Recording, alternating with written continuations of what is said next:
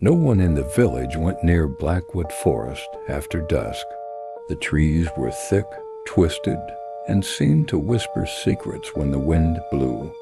Legends said people who entered at night never returned, or if they did, they were never the same.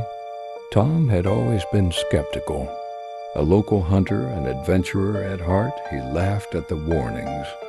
One crisp autumn evening, he decided to prove everyone wrong. With only a flashlight and a small backpack, he stepped past the moss-covered gate that marked the forest's edge. At first, it was just like any other forest. Leaves crunched under his boots, and the air smelled of damp earth. But as he ventured deeper, the world changed. Shadows stretched longer than they should, and the silence was deafening. Even the wind seemed hesitant to move. Hours passed.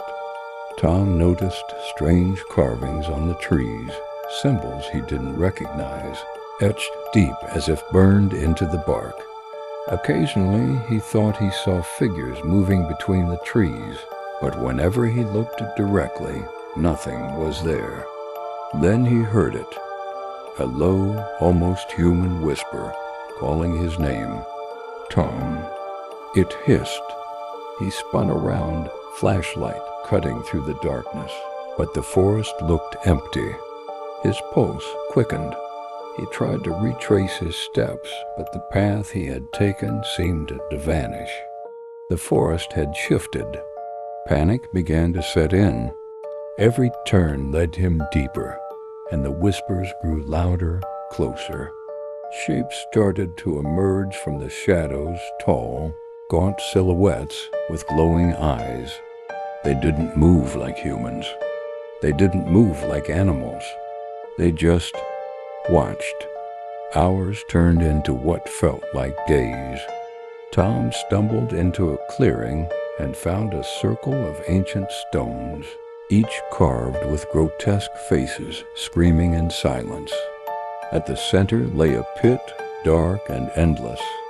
From it came a low, throbbing hum that resonated deep in his chest. Something beckoned him. Against every instinct, he stepped closer. The ground beneath him trembled. The shadows leaned forward.